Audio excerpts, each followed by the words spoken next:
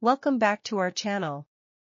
Today, we're diving deep into a battle between two popular growth ETFs, MGK and IWF. If you're looking to invest in high-growth stocks, but aren't sure which fund to choose, you're in the right place. We'll break down how each ETF defines growth, compare their dividend yields and distribution policies, and explore their sector allocations to see which one might be the best fit for your investment strategy. We'll also analyze their risk characteristics, including how they perform during market corrections, and how their total return expectations stack up. By the end of this video, you'll have a clear understanding of how MGK and IWF differ and which one could help you achieve your financial goals. So, make sure you stick around to find out which growth ETF comes out on top. Don't forget to like, subscribe, and hit that notification bell so you never miss an update on the latest investment insights. Let's get started. How do the underlying indices of MGK and IWF differ in their selection criteria for growth stocks? The underlying indices of MGK, Vanguard Mega Cap Growth ETF, and IWF, iShares Russell 1000 Growth ETF, differ significantly in their selection criteria for growth stocks due to their respective index methodologies and the types of stocks they emphasize. MGK tracks the CRSP US Mega Cap Growth Index, which is designed to represent large-cap growth stocks. This index specifically targets mega-cap stocks, which are the largest companies in the market based on market capitalization. The selection criteria for this index focus on growth characteristics, such as strong earnings growth, high sales growth, and high expected future earnings growth. Additionally, the CRSP US Mega Cap Growth Index may use certain financial metrics to identify these growth stocks, emphasizing large companies that exhibit strong growth prospects relative to others in the large cap segment. On the other hand, IWF tracks the Russell 1000 Growth Index, which is part of the broader Russell 1000 Index, encompassing a wide range of large and mid-cap stocks. The Russell 1000 Growth Index includes stocks that are selected based on their growth characteristics, but it spans a broader range of market capitalizations compared to MGK.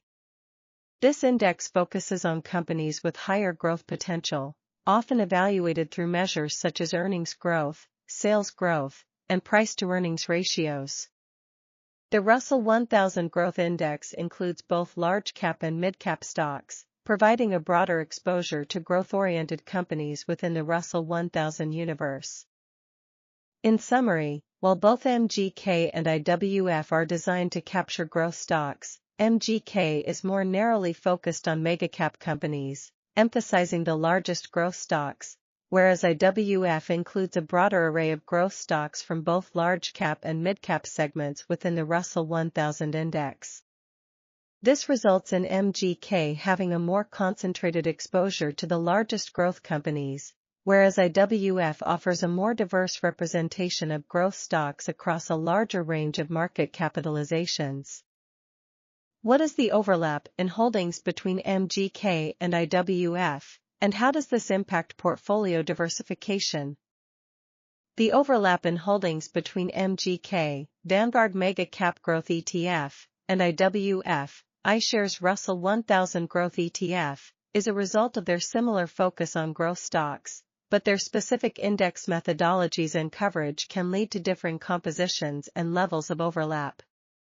Understanding this overlap and its impact on portfolio diversification requires a closer look at the indices each ETF tracks and the implications for diversification.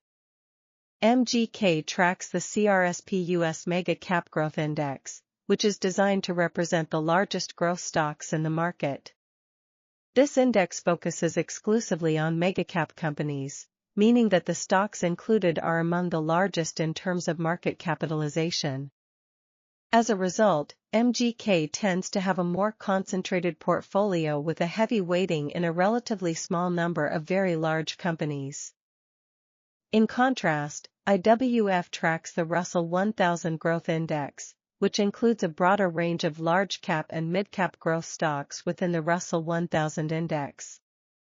While this index also emphasizes growth characteristics, it does not exclusively target mega-cap stocks. Consequently, IWF includes a wider array of growth companies, including those that are large-cap but not necessarily the largest.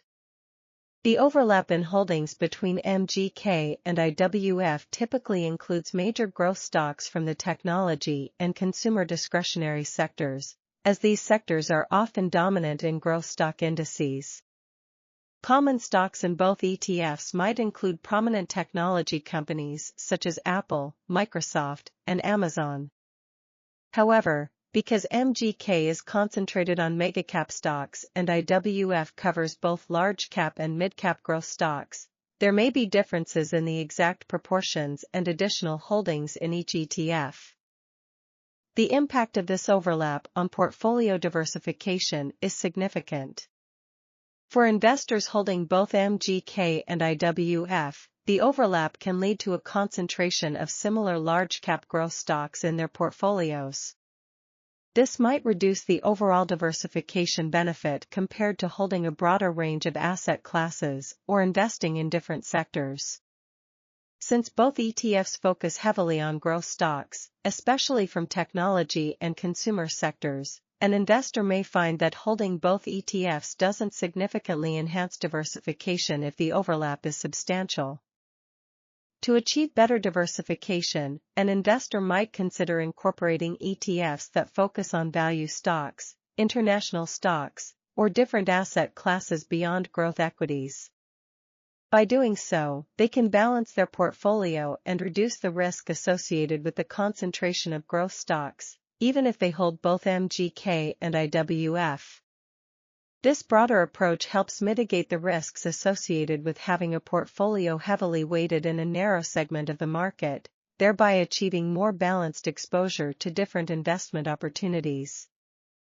How does each ETF define growth in terms of financial metrics, and how do these definitions influence their stock selection? Each ETF defines growth using specific financial metrics that reflect a company's potential for future earnings expansion, and these definitions influence their stock selection by guiding which companies are included in the fund based on their growth characteristics. For MGK, Vanguard Mega Cap Growth ETF, which tracks the CRSP US Mega Cap Growth Index, the definition of growth is primarily focused on mega-cap companies. The index uses financial metrics such as earnings growth rates, sales growth, and high projected future earnings growth to identify growth stocks. Specifically, the index looks at factors such as 1. Earnings growth * companies that have demonstrated strong historical earnings growth and are expected to continue growing earnings at an above-average rate. 2. Sales growth * companies with robust sales growth, which indicates increasing market demand and business expansion. 3. Future earnings expectations * the index assesses analysts' expectations for future earnings growth to ensure that selected stocks are anticipated to continue growing at an accelerated pace.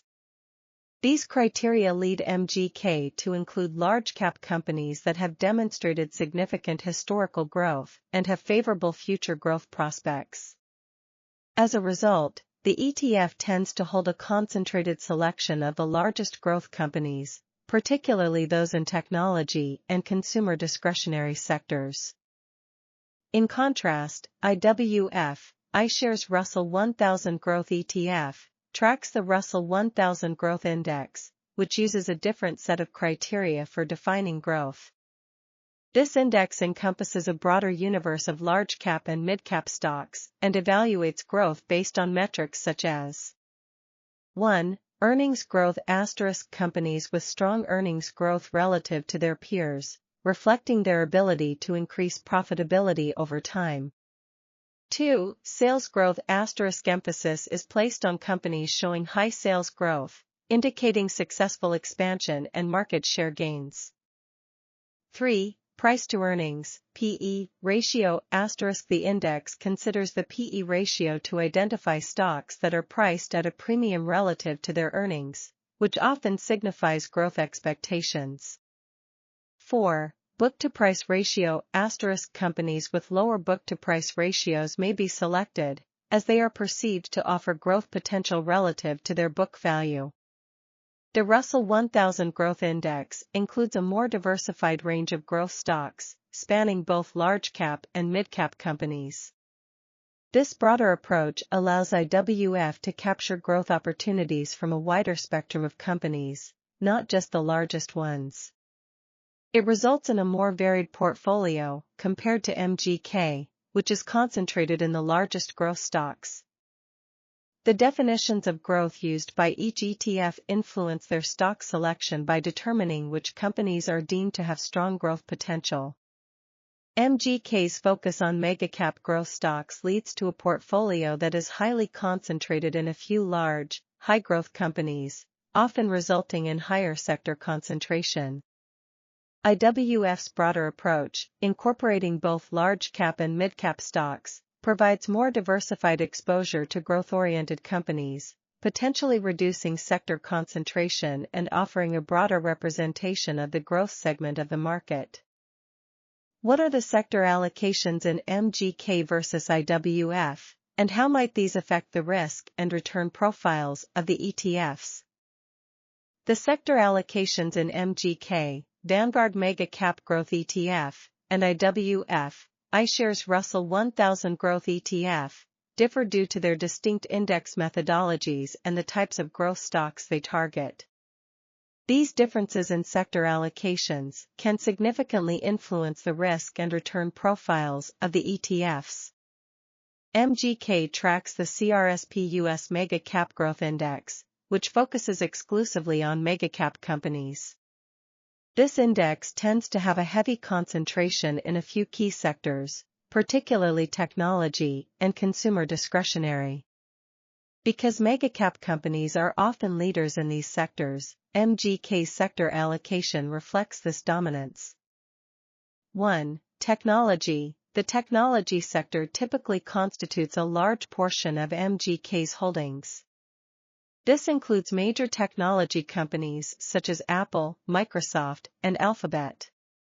The sector's significant representation in MGK is due to the strong growth characteristics of these large-cap tech companies, which often drive substantial returns. 2. Consumer discretionary. Another major sector in MGK's portfolio is consumer discretionary. This includes large-cap companies like Amazon and Tesla. These firms are included because of their strong growth rates and significant market influence. The concentration of MGK in these sectors leads to a high exposure to the performance of technology and consumer discretionary stocks. This can result in higher returns when these sectors perform well, but it also means greater risk if these sectors experience downturns. The heavy sector concentration makes MGK more sensitive to the performance of a few key sectors, increasing its potential volatility. In contrast, IWF tracks the Russell 1000 Growth Index, which includes both large-cap and mid-cap growth stocks. As a result, IWF has a broader and more diversified sector allocation compared to MGK.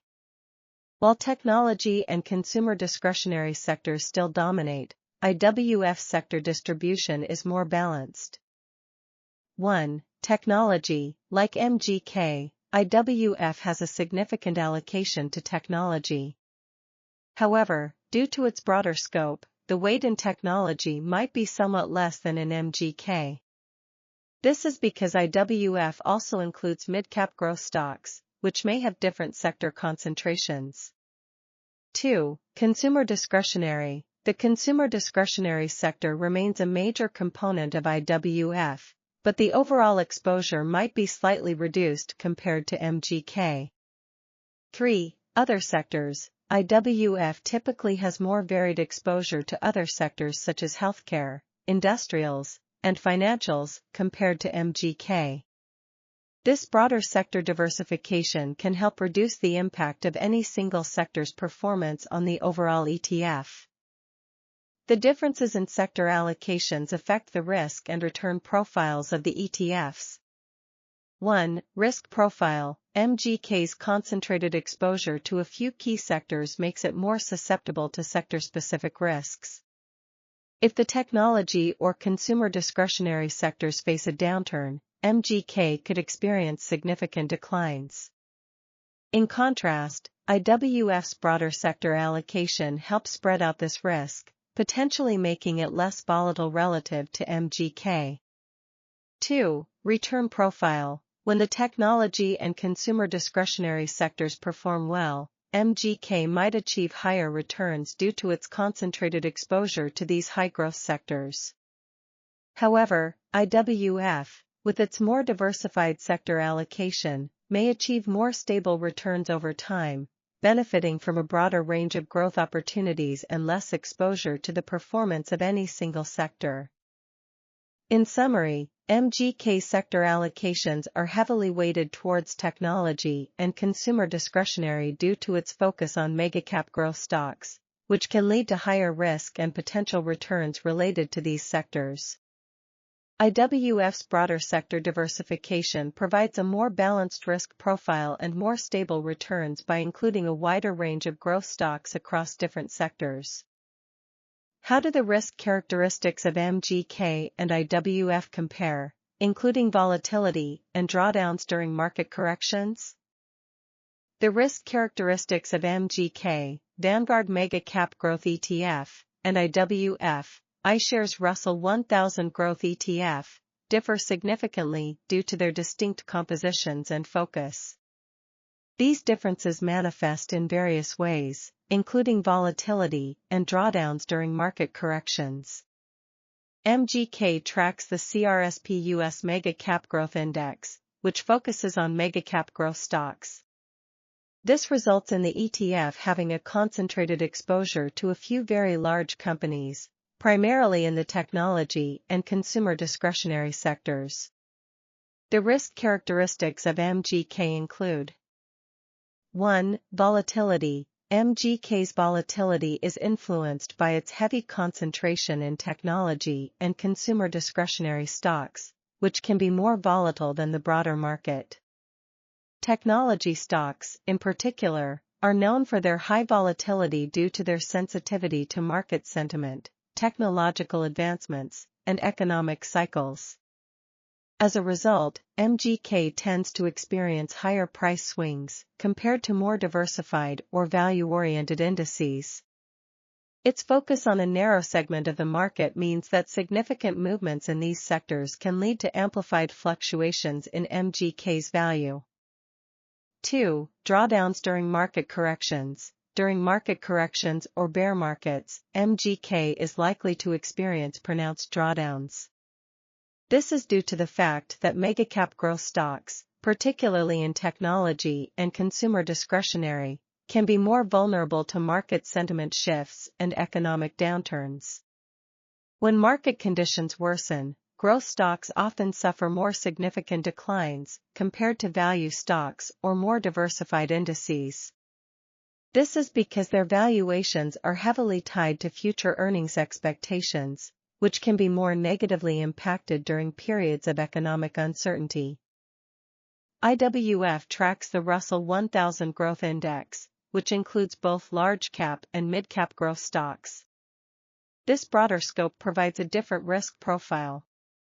1. Volatility. IWF's volatility is generally lower than MGK's because it includes a mix of both large-cap and mid-cap growth stocks. While mid-cap stocks can be more volatile than large-cap stocks, the inclusion of a range of growth companies across different market capitalizations creates a more balanced risk profile compared to MGK's concentrated exposure. The presence of mid-cap stocks can introduce more variability in returns, but the broader diversification across various growth stocks helps mitigate extreme swings compared to a fund focusing exclusively on megacap stocks.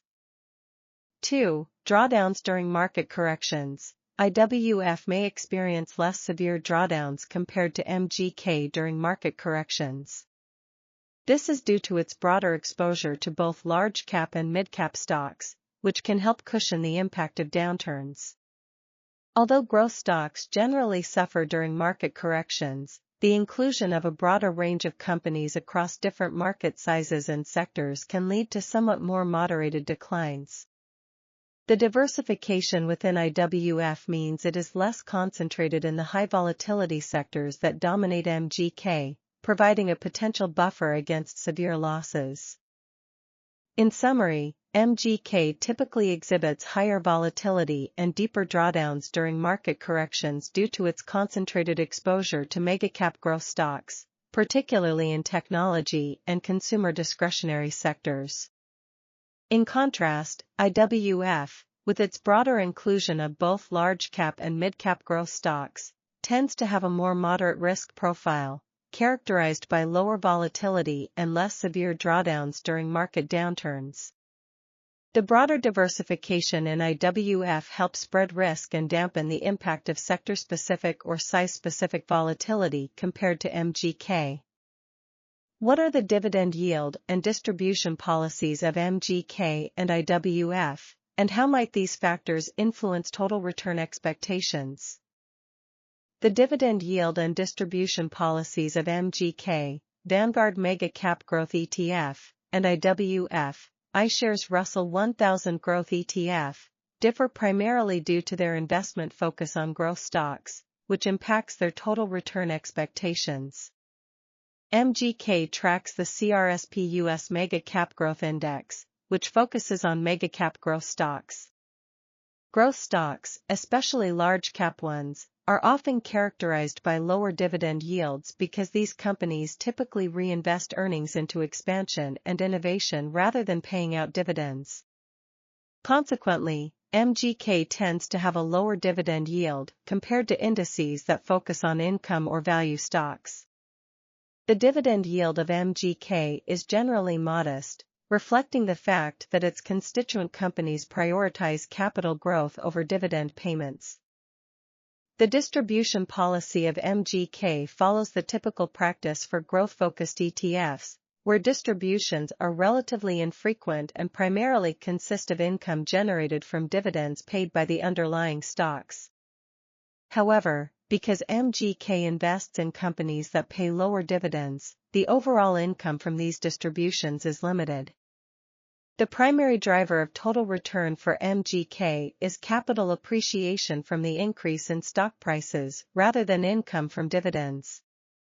As a result, investors in MGK should expect the majority of their total return to come from price gains rather than dividend income.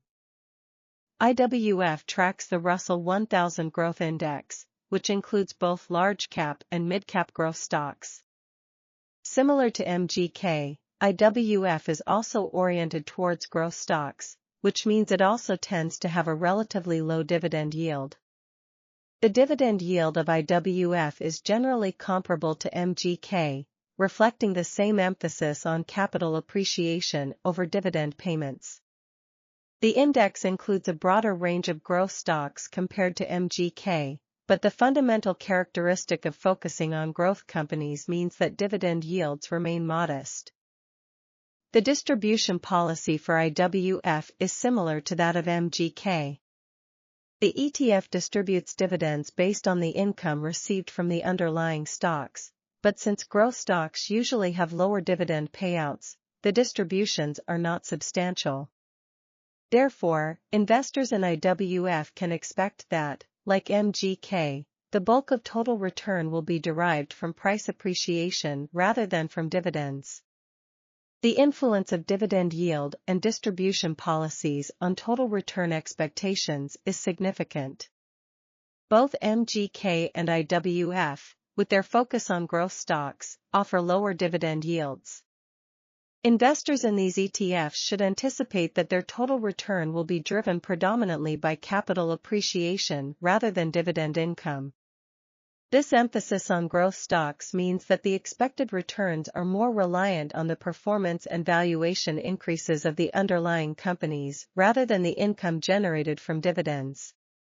Consequently, investors seeking higher current income might find these ETFs less attractive compared to dividend-focused or value-oriented ETFs, which typically offer higher yields and income distributions.